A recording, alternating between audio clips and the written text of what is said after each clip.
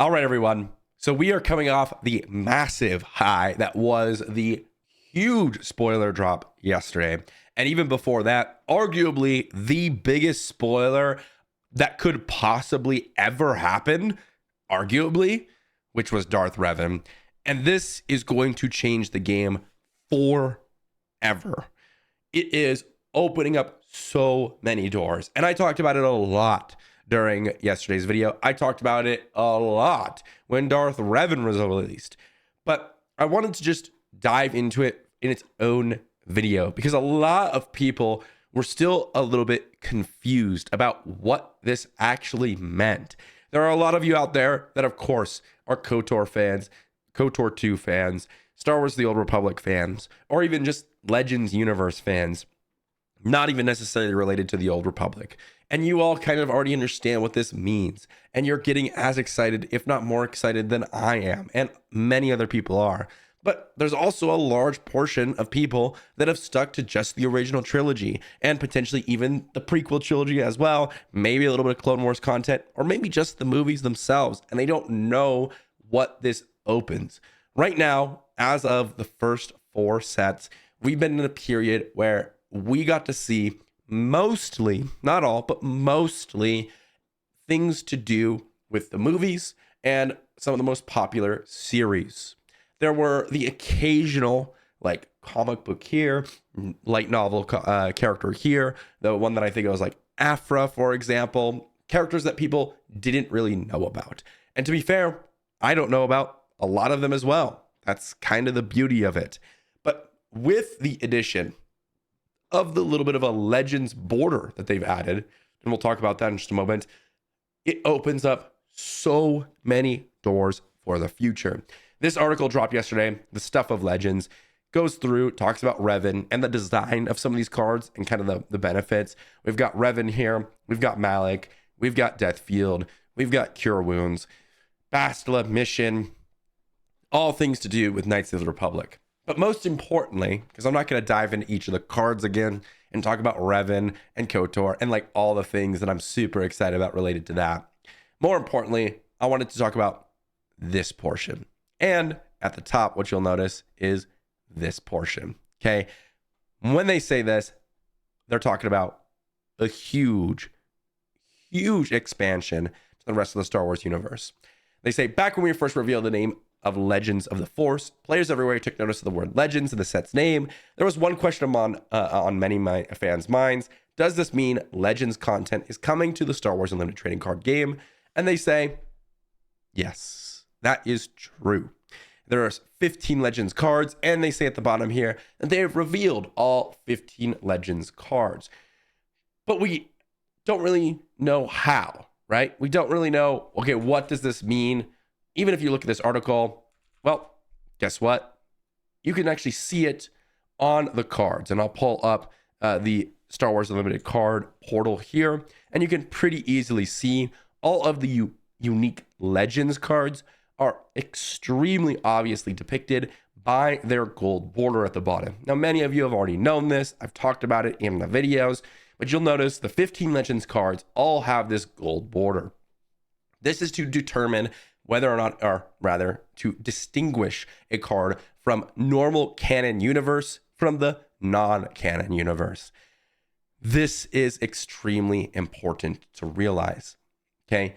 Because this opens up the door for so many different options. If we go back to this article, all the cards here are, well, not all of them, but the vast majority of them, and I would also claim that all of them are kind of related to either the Knights of the Old Republic universe or the Old Republic universe. In general, it takes place in the Old Republic timeline. If we pop over just to this little Star Wars Wikipedia page, it gives you just a little bit of glimpse as to what the Legends universe is. Now, basically, in 2014, we had all of these they called it the expanded universe at the time, but they basically filed all these random stories into the non-canon section of Star Wars. Before this, basically all the previous content was kind of considered part of the Star Wars universe. There were some contradictions and overlappings and things like that, but the things like Star Wars Force Unleashed, Knights of the Republic, all these random characters like Darth Revan were all considered part of the Star Wars universe. After 2014, they no longer considered to be canon. And you'll notice that anything released after 2014, again, for the most part, is considered part of the canon universe, which means we have all of the content before 2014 that was organized under that Star Wars Legends or expanded universe time period that can now be added into Star Wars Unlimited, or at least is confirmed to potentially be an option in the future. Who knows what they'll actually do going forward? We don't. But one of the big things was we had no confirmation that they were even able to dive into the expanded universe. And now we do. As soon as that Darth Revan card was revealed, that kind of gave us the first inkling. And technically, again, I mentioned that Revan isn't a canon character. That version of Revan with the Scourge of the Republic tag is specifically related to his Knights of the Old Republic Star Wars story. In terms of the actual canon universe, all we had was that Revan, a statue of it was shown in Movie 9. Again, the visual dictionary showed a little bit, and there was allusions to it. We didn't actually see Darth Revan on screen. We also didn't see anyone specifically mention Darth Revan at all.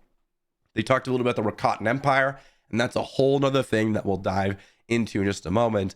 But this confirms that the massive universe of Star Wars has just expanded. The first 4 sets, lots of Clone Wars, lots of original trilogy, lots of kind of varying side stories like the Ahsoka TV series, the Mandalorian TV series, Bad Batch, Clone Wars TV series, all these different things, all incorporated into a lot of these sets. And now we can go even further. What this invites is really these story eras and also this story area for the most part. Okay.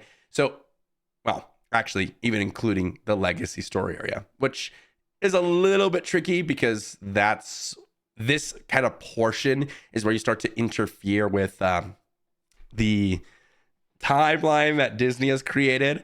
But in general, this one was untouched. Okay. So obviously the rebellion and the before rebellion period, that's canon. We have the Clone Wars, the prequels, we have the original trilogy. That kind of takes place in this period of the timeline, like this section. A little bit before the Battle of Yavin and, a few years after the Battle of Yavin kind of depicts most of what we have in the standard content releases in terms of TV series and media in general. The New Republic, when we start to see the New Republic form, and we do see a little bit of this in some of the TV series, this into the New Jedi Order and the Legacy period, this I'm not sure about yet. I don't really know if they're going to start diving into this period when it probably just massively conflicts with all of the other cards that they've created. Maybe they will, and they'll just do it for fun. I could totally see that potential, but I'm not sure. What I am pretty confident on is this section. Okay. And particularly what the cards that we got came from the Old Republic section. The Old Republic section is an absolute wealth of content to pull from. Yes, the Before the Republic has a lot of light novels and things like this. Yes, the Rise of the Empire, there's a ton of things to talk about. And heck, even the new series novels that are coming out on the New Republic or is it the High Republic? My goodness, I forget the name right now. But that's, a few hundred years before the prequel era. And that's still actually creating content, canon content on it right now. But the Old Republic, this includes the cards that we just got revealed. But also we had Star Wars, the Old Republic.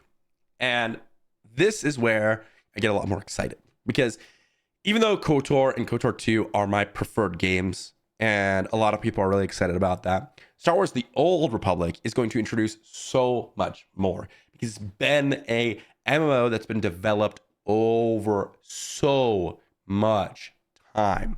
So much time. Okay. And there are just so many different storylines, so many different characters, so many different things that they can dive into with Star Wars The Old Republic. Okay. It is absolutely massive. Heck, look, even Fantasy Flight Games is mentioned here for their role-playing system. So shout out to FFG, just a little bit, okay? Because they're doing it. They're doing it. I appreciate that. Old Republic, I think, is where they're going to take the focus, especially with their reveal of a lot of these characters. They know how exciting this stuff is.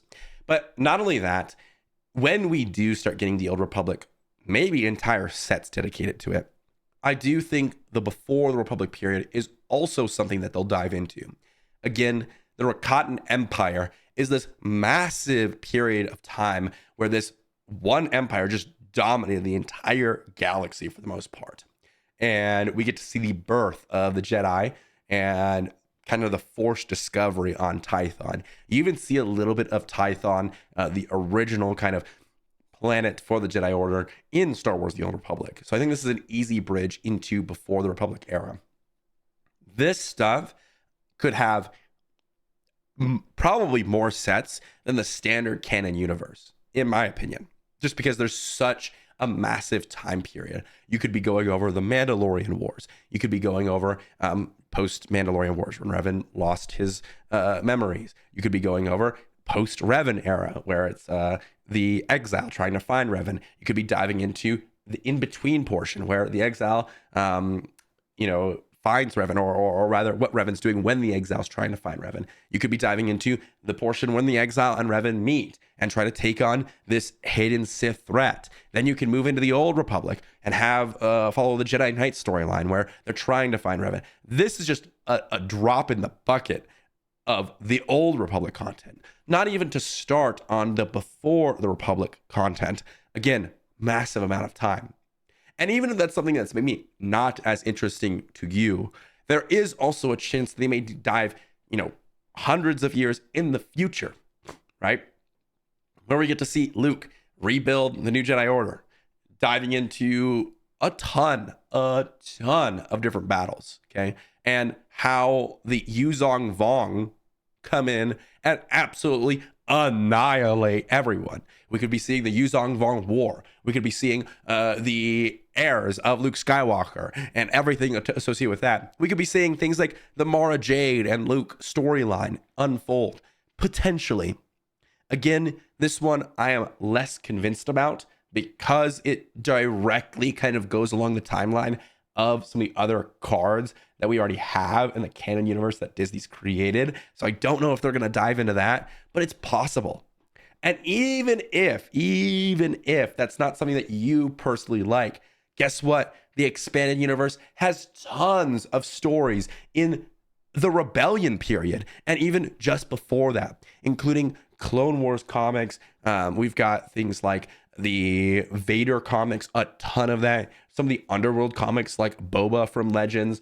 I mean, for you Boba fanboys, I mentioned this before, but my gosh, is Boba Fett way more cool in Legends. Honestly, I think Boba Fett's a lame character when it comes to what he's seen on TV or in the movies. When it comes to the comics, that's when he starts to becoming an actually interesting character to me. And that's something that you could be interested in, even if all this other stuff kind of bores you. Or maybe it's just something that you're like, oh, that's kind of cool. I don't really know what's it about, but it's Star Wars, kind of fits the theme. I'm definitely going to dive into it. Well, guess what? They now have infinite content for the original trilogy and the prequel eras to dive into in the expanded universe. This isn't just expanding the universe in terms of going back thousands to tens of thousands of years or going forward hundreds of years. This is now expanding even the eras that we already were able to dive into from the earlier sets that we've had. And that's what makes this so exciting. It's not just a fan service to the people who are really wanting KOTOR. And I mean, it is fan service a little bit, okay? I'm not gonna lie. I am super excited, and it's definitely up my alley. But it's not just fan service. This gives so much more content for FFG to play with and to really feel out what people are interested in.